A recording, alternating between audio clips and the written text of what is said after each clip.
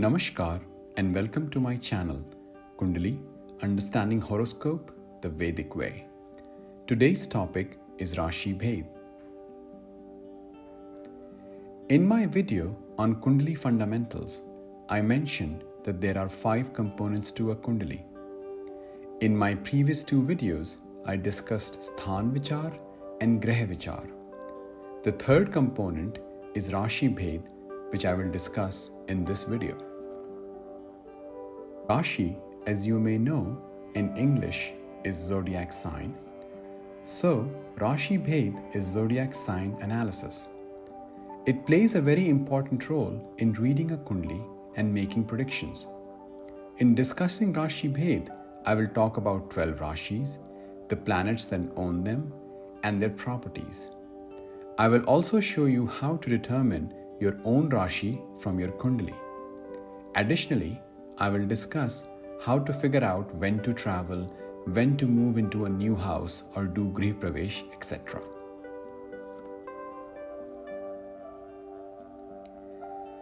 What you see here is a list of Rashis, the planets that own them and their corresponding English names for reference.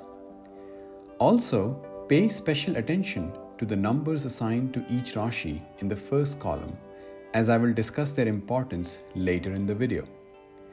So, Mesh is the Rashi number 1 and is owned by Mars, Vrik is Rashi number 2 and is owned by Venus, and so on. Here is the list of the remaining 6 out of 12 Rashis with their assigned numbers and owning planets. You can note down the first 3 columns for all 12 Rashis for reference, as you will be using this information again and again while reading Kundalis.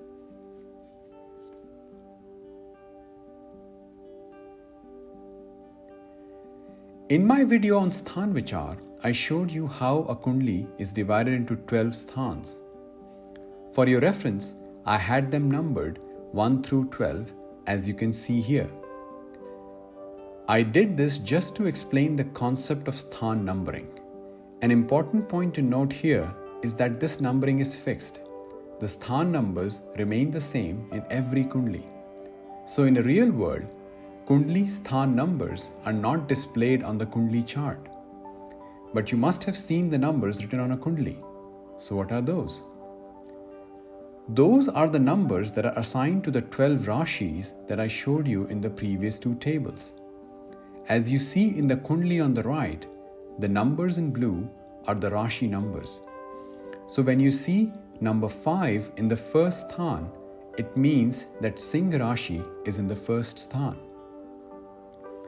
If this seems confusing, remember a Kundali is a snapshot of the sky with Rashis in it at the time of one's birth. Now, depending on the date and time, the location of various Rashis keep changing. So at one point of time, sthaan 1 can have Singh Rashi, whereas at another point of time, the same sthaan 1 can have some other Rashi. Still not clear? Don't worry. I will discuss this further in the next 2 examples so that the concept becomes clear. Let's look at the first example. In this Kundali, in the first sthaan or Lagn, the number 5 is written.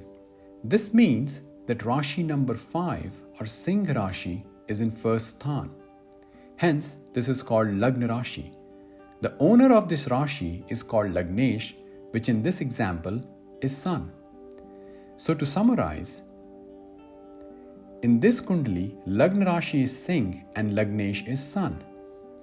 Another thing that I would like to point out at this time is that the Rashi numbering is sequential, starting from sthaan 1.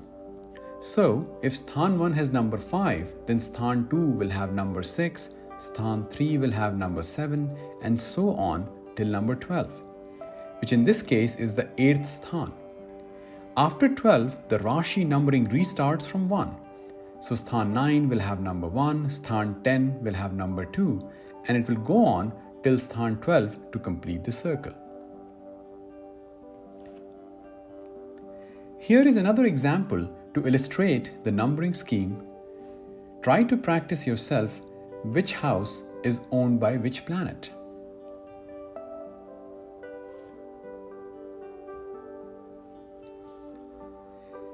Here you can see that number 9 is in the first sthaan or Lagn sthaan.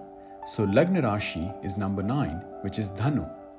Dhanu Rashi is owned by Jupiter, so Lagnesh is Jupiter. Now let's look at sthaan 10 as another example. We see the number 6, which is Kanya Rashi. Kanya Rashi is owned by Mercury, hence the owner of the 10th sthaan is Mercury.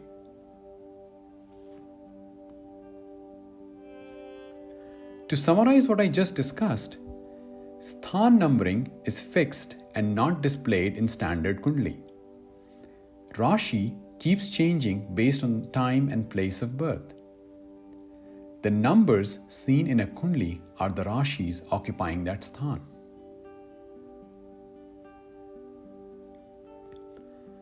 Now, if we were to put all of this together, Kundali is comprised of sthaan vichar, Rashi Bhed and grah vichar.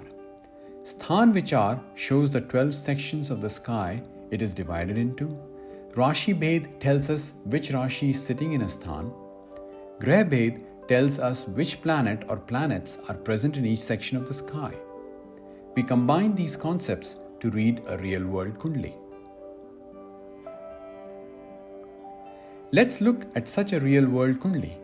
In this Kundali, first house or Lagn has number 2 in it, which is Vrik Rashi, and hence the first house is owned by Venus. We also see RA in the first house, which is short form for Rahu. Hence, we can tell that Rahu is sitting in the first house. So, the results related to first house will be influenced by Venus, the owner of the first house, and Rahu, which is sitting or is a tenant of the first house. Similarly, we can look at fourth house as another example. We can clearly see that Mars and Venus are sitting in it or are tenants. The fourth house has number 5, which is Singh Rashi. Singh Rashi is owned by the Sun, so the owner of the fourth house is Sun.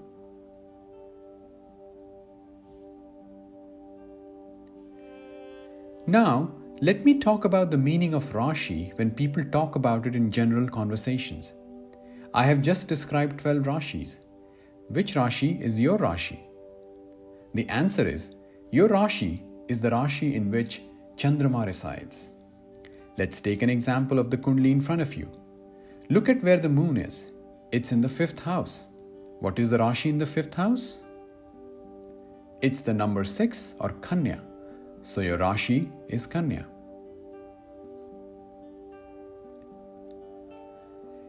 Let me now talk about some advanced properties of Rashis which will help in Kundali analysis and answering questions like when to do Griha Pravesh, when to travel, and so on. Rashis are divided into 3 categories: Char, Sthir, and Dvisabhav. As the name implies, Char Rashis are considered moving, Sthir Rashis are considered stationary, Dvishabhav Rashi is considered somewhere in the middle. Here are the Rashis and their categories. It's easier to remember if you just remember that they alternate between Char, Sthir, and Dvisabhav as you go along the Rashi numbers from 1 to 12.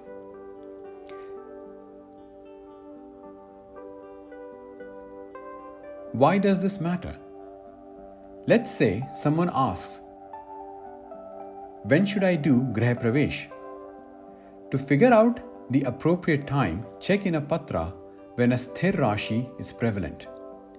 One should move into a house in a Sthir Rashi as one intends to stay or Sthir there for a long time. Not sure what a patra is? Don't worry. How to read a patra will be posted later on this channel. Similarly, if someone asks, when should I start traveling? A time during Char Rashi is considered better because it is moving. Another advanced property of Rashi and planets is Uch and Neech. Planets can be Uch or Neech in certain Rashis based on the table in front of you.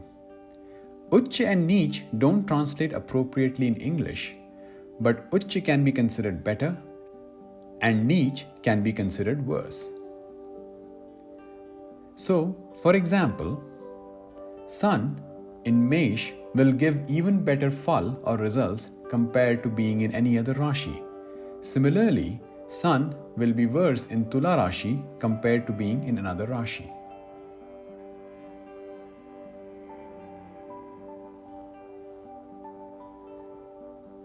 In this video, I have described how to use Rashi in Kundali analysis. Now, if we combine this with what I explored in the videos on sthaan and grah vichar, we are ready to make more realistic predictions for a Kundali. Interested to know how we can combine sthaan, grah and Rashi Bhed?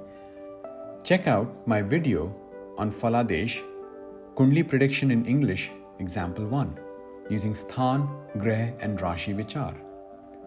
Dhanyavad and thank you for watching this video. Please like and subscribe my channel.